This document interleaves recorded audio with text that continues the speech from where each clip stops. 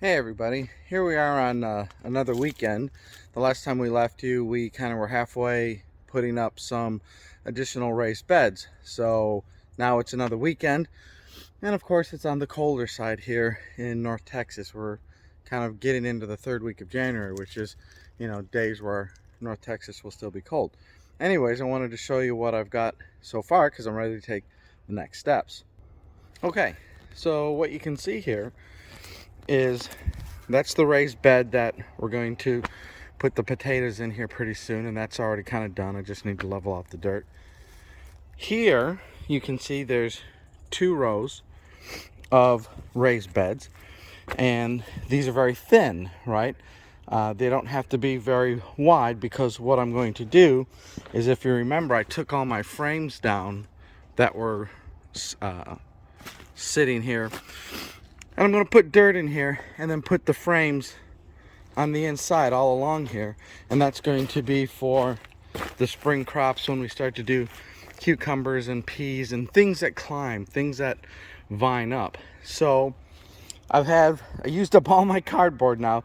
Like I say, if you're an Amazon subscriber, you get these cardboard boxes all the time and you just throw them out. But if you're a gardener, save them, flatten them out so you can save space. But then if you do gardening, this makes a great weed barrier that you can put the mulch or whatever right on top, and it will, help protect you from having overgrown weeds in your garden. It's a great way of not only recycling, and if you're into the environmental stuff, it's great, but it's perfect for gardeners. Okay, so from here, I need to get some dirt. Now, won't need probably as much dirt as what a big raised bed would do, but since these are about 8 inches high, I'll calculate the volume, get an idea of how many cubic feet worth of bags of dirt and maybe some peat moss I'll put in there. So yeah, the next step is to get to the store and get me some dirt and start throwing it in there. Okay, we'll talk to you again. Okay, so here's where we're at so far. I've gone ahead in these 4 beds to put bag of peat moss and some garden soil that I get at the big box stores here in the US. So basically 3 bags of peat moss I kind of spread out over the 4 beds here, and then I use 2 bags of garden soil for each one of the raised beds. So that's not too bad. I calculated pretty good. What I'm going to do now is level this out, kind of mix it up, and then I need to start laying some mulch in between, because I don't want to trip over the cardboard, and I want to kind of cover that up like I do the rest of the garden. So step by step, we'll put this in place, and so we'll see you for the next step in the process.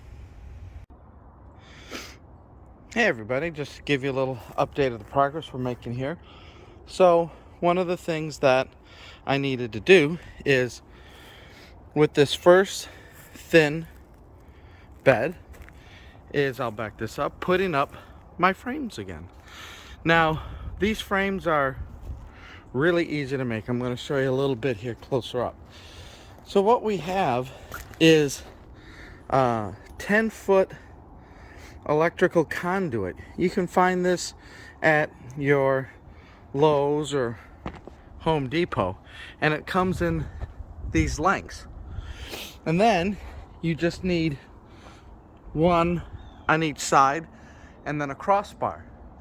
To connect them together, there's these L joints you can see, and you can buy them again at the Home Depot, Lowe's, and they got 2 screws on there.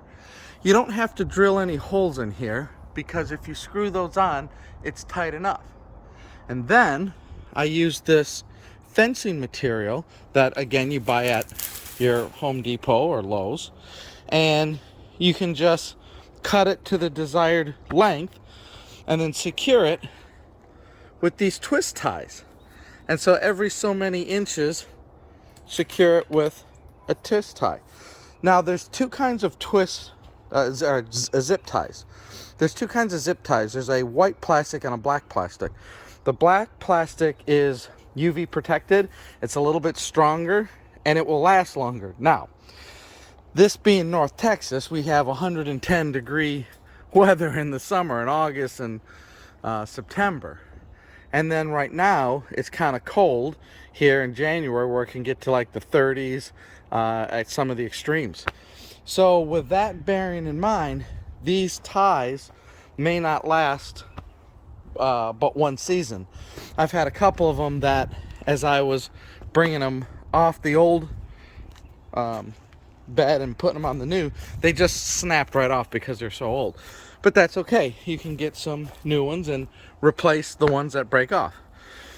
The good thing about this is it's all secured by rebar, and I'll show you this here too. This is about 4-foot rebar, and you probably want to put half of it in the ground. You know, get as much as you can in the ground, because that'll make it more stable. And then you just hook in on the top the fencing right on the rebar, and it will hold. These things will withstand high winds and other sort of, you know, natural weather situations where you live. So if you just get that rebar down, you know, sure, it may sway, but it ain't gonna fall over. It's really strong. And using this metal fencing material, it's stronger than maybe some of the plastic and some of the string ones that you might see, because, you know, you get a whole bunch of cucumbers, or maybe you want to do melons and cantaloupes and do something a little bit heavier as a vegetable. Well, you want something that's going to be able to hold it. Now, if you were doing something like melons, as the melon gets bigger, you can use something like this to secure the melon. But it's good to do melons like that, small cantaloupes and whatnot, because that way it's up off the ground and it's not taking up space, and you might have squirrels in that might eat that stuff too. So here is one bed here, one row, ready for the planting. Like I say, it's about the 3rd week of January. This is going to be potatoes here for the first part of the season. I'm going to check my local nurseries to see if they have the seed potatoes now, because if they do, I can start getting that in sometime this week. But for here, it's still a little bit cold for the vining stuff, so I'm not going to put cucumbers or peas or anything out here just yet. I want to get past maybe another week or two. But think about this, in a full garden mode, you can put a lot of stuff. I can get a lot of cucumbers, a lot of snap peas, a lot of beans, pole beans and what, climbing up that. And then I got this one here to do too. So basically, where I had my frames before, I'm moving them over to this type of setup, which I really like. It makes things neat and clean and organizational, you know, for your garden. So anyways, just to kind of give you a, you know, look-see of how we're doing. Like I said, I got these 2 frames here that I'll move out as I progress further on it, and maybe I'll do some more of these thin ones here.